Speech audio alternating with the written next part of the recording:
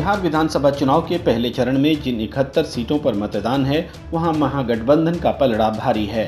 कम से कम 10 से 11 सीटों का फर्क महागठबंधन और एनडीए के बीच रहने वाला है। इसे समझने के लिए हम आपको बीते चुनाव से लेकर ताज़ा चुनाव तक में हुए बदलाव की ओर ले चलते हैं और तथ्यों से रूबरू कराते हैं। 2015 का विधानसभा चुनाव, जेडीयू की स्ट्राइक रेट 62%। जेडीयू ने 2015 में महागठबंधन से चुनाव लड़ा था।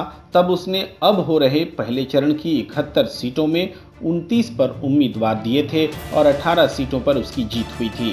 तब उसकी स्ट्राइक रेट 62% थी। आरजेडी के मुकाबले यह स्ट्राइक रेट बहुत कम थी। 2015 का विधानसभा चुनाव, आरजेडी की स्ट्राइक रेट 93%। आरजेडी ने 29 सीटों में से 27 सीट पर जीत हासिल की थी। इस तरह आरजेडी की स्ट्राइक रेट 93% रही थी। 2015 का विधानसभा चुनाव, कांग्रेस की स्ट्राइक रेट 69%। इसी तरह कांग्रेस ने महागठबंधन में रहते हुए 13 में से 9 सीटों पर जीत दर्ज की थी और उसकी स्ट्राइक रेट 69% थी। गौर कीजिए कि पहले चरण की इन सीटों पर कांग्रेस का स्ट्राइक रेट भी जेडीयू से ज्यादा था। 2015 का विधानसभा चुनाव, बीजेपी की स्ट्राइक रेट 32%। बीजेपी ने 40 में से 13 सीटें जीतकर 32% का सबसे कम स्ट्राइक रेट रखा था।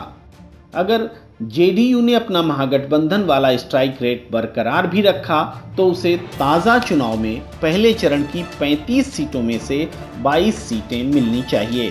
जेडीयू का स्ट्राइक रेट बढ़ने की उम्मीद कतई नहीं की जा सकती।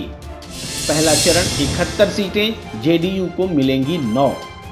वास्तव में जेडीयू का स्ट्राइक रेट 25% तक गिर सकता है और वह 9 या 10 सीट के स्तर पर भी आ सकती है। इसके कई कारण हैं। जेडीयू के खिलाफ जबरदस्त एंटी इनकम्बेंसी।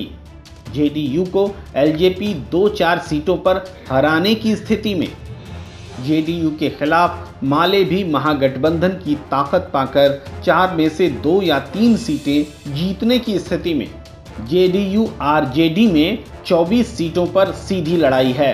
बीजेपी के बागी 23 नेताओं में ज्यादातर इन्हीं सीटों पर हैं। जेडीयू को जीत का प्रतिशत बढ़ाने के लिए इनमें ज्यादा स्कोर करने होंगे, जो बेहद मुश्किल हैं। जेडीयू के लिए खुश होने की बात है कि उसके खिलाफ 11 सीटों पर कांग्रेस है। मगर कांग्रेस भले ही बीजेपी की आसान शिकार हो, लेकिन जेडीयू के लिए आसान शिकार नहीं है। महागठबंधन में भी कांग्रेस का स्ट्राइक रेट जेडीयू से ज्यादा रहा था। महागठबंधन में कांग्रेस कमजोर कड़ी है और उन सीटों पर एनडीए को सहूलियत है जहां कांग्रेस खड़ी है। पहला चरण 71 सीटें, कांग्रेस को मिलेंगी 14 से 15। पहले चरण में कांग्रेस 21 सीटों पर चुनाव लड़ रही है और बीता स्ट्राइक रेट बरकरार रहे तो उसे 14 या 15 सीटें मिल सकती हैं। मगर कांग्रेस के लिए यह प्रदर्शन बरकरार रखना इसलिए मुश्किल है क्योंकि उसे अब जेडीयू के वोट बैंक का फायदा नहीं मिलेगा। बीजेपी और जेडीयू के लिए चुनाव मैदान में प्रतिद्वंद्वी के रूप में कांग्रेस पसंदीदा पार्टी है। फिर भी कांग्रेस के हक में यह बात जाती है कि कांग्रेस के मुकाबले ज्यादातर सीटों पर बीजेपी न होकर जेडीयू है, जिसके खिलाफ वोटरों में और खासकर युवाओं में जबरदस्त नाराजगी है। कांग्रेस की लड़ाई जेडीयू से 11 सीटों पर है और बीजेपी से 7 सीटों पर। कांग्रेस के लिए एक और राहत की बात यह है कि 3 सीटों पर उसके मुकाबले हिंदुस्तानी अवाम मोर्चा है, जिसने पिछले चुनाव में 1 सीट हासिल की थी, लेकिन इस बार वह सीट बचाना भी मुश्किल लग रहा है। एनडीए में बीजेपी की स्थिति वही है जो महागठबंधन में 2015 में आरजेडी की थी। संयोग से 2015 में आरजेडी की ही तरह 2020 में बीजेपी 29 सीटों पर ही चुनाव लड़ रही है। सवाल यह है कि पहले चरण में क्या बीजेपी भी 2015 में आरजेडी की तरह 2020 में 27 सीटें जीत पाएगी? बीजेपी की मुश्किल यह है कि पहले चरण में सहयोगी जेडीयू के 17 बागी नेता चुनाव मैदान में हैं। वहीं बीजेपी का 14 सीटों पर मुकाबला आरजेडी से है तो 11 पर कांग्रेस से और 4 सीटों पर भाकपा माले से। कांग्रेस आमने सामने के चुनाव में बीजेपी के सामने कमजोर जरूर लगती है, लेकिन जब महागठबंधन उम्मीदवार के तौर पर होती है तो उसकी ताकत कई गुना बढ़ जाती है। भाकपा माले के साथ भी यही स्थिति है। सभी 4 सीटों पर माले को हराना बीजेपी के लिए टेढ़ी खीर होगी। आरजेडी पहले से बीजेपी के लिए मुश्किल प्रतिद्वंद्वी है। पहला चरण 71 सीटें, बीजेपी को मिलेंगी 18 से 19 सीटें। ऐसे में बीजेपी अगर 2015 वाले अपने प्रदर्शन 32% के रेट को दुगना भी कर लेती है तो 64% स्ट्राइक रेट के हिसाब से वह इस बार 29 में से 18 या 19 सीटें ही जीत सकेगी।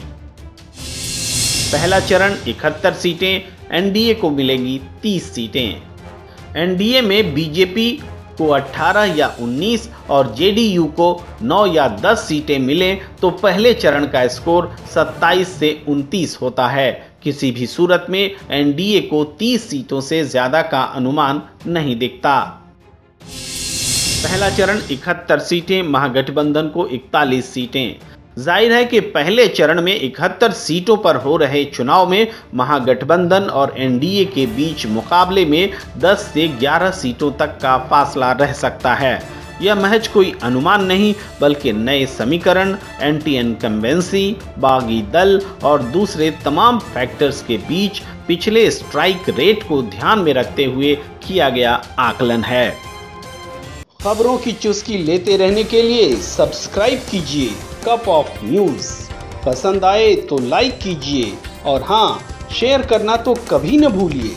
घंटी पर भी क्लिक कीजिए ताकि सबसे पहले आप तक पहुंच सके कप ऑफ न्यूज़।